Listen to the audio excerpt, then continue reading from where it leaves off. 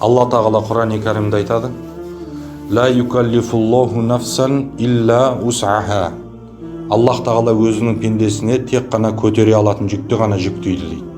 Яғни адам баласына Алла тағала қандай да бір сынақ беретін болса, сол сынаққа сабыр ететін болса, иншалла ол сынақтан шығады.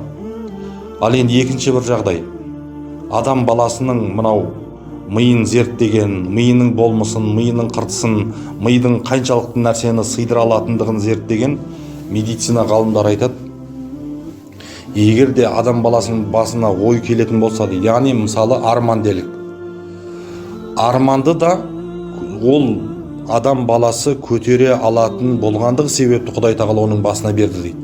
Яғни орындалмайтын арманды Құдай тағала адамның басына салмайды дейді. Қараңыз, неге десеңіз, адам баласы сол нәрсені алып шығады екен. Яғни бойындағы күш қуат, жігер, білімі, ықыласы егерде сол арманына қарай жұмыс істейтін болса, сол арманы орындалады екен.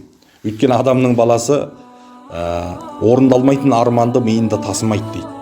Демек, басына түсіп тұрған, ойына келіп тұрған арманды да адам баласы егер қадам жасайтын болса, жасап шығара алады екен. Мысалға айталық, біздің ақылымызға салса, аяқ қолы жоқ адам суға жүзе алмайды, я болмаса жүре алмайды. Бірақ Американың Ник Вуйчич деген жаңағы миллиардерін білесіздер, иә? Оның аяғы жоқ, қолы жоқ. Бірақ ол соншама байлыққа жетті, миллиардер атанды. Оның аяғы жоқ, қолы жоқ, бассейнге жүзген кезде аяғы бар, қолы бар адамдардан да артық жүзе алады. Неге? Аяғы бар, қолы бар адамдар суға батып кетіп жатыр. Аяғы бар, қолы бар, ақылы сау адамдар байлыққа жете алмай жатыр. Демек, біз өзімізге зұлымдық қылып жатқан адам екенбіз. Қараңыз, өзімізге зұлымдық қылып жатқан адам екенбіз. Біз сондай бойымыздағы сондай болмыстың қадір қасиетін біле алмайды екенбіз. Я бір арманды армандаймыз да қолымызды сілтеп қоя саламыз, оған қалай мен жетем деген секілді. Демек, аяқ қол, Құдай тағала сізбенен бізге аяқ қол бермесе де сылтау айтуға біздің неміз жоқ екен, құқығымыз жоқ. Өйткені көзіміз көріп жатыр, аяғы жоқ, қолы жоқ адам сондай байлыққа жетіп жатыр, аяғы жоқ, қолы жоқ адам сондай адам, аяқ қолы сау адам істей алмайтын мақсаттарға жетіп жатыр.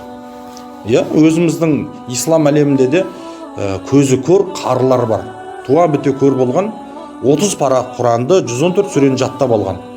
Бірақ көзі ашық қаншама жігіттер жүр, қаншама қыздар жүр, Құранды жаттай алмай.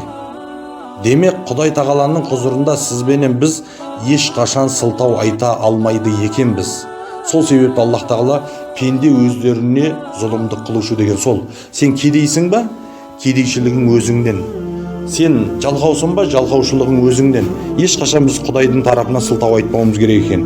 Ал енді не істемек керек? Демек, армандадық па бір нәрсені? Мақсатты алдыға қойдық па, соған қарай қадам жасасаң, Құдай тағала сол арманға жеткізеді. Сондықтан да құрметті мұсылман бауырлар, біз жалқаулықты қояйық. Армандап, сол арманымызға қарай жұмыс істейтін болсақ, Аллах тағала арманымызға жеткізеді екен. Демек, біздің жете алмайтын арманды адам баласының миына Құдай тағала салмайды екен. Жете алатын арманды, сен ойлап тұрған арман, сен жете алатын нәрсе.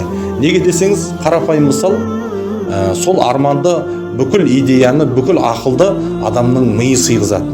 Ал миды кім көтеріп тұр? Адам көтеріп тұр.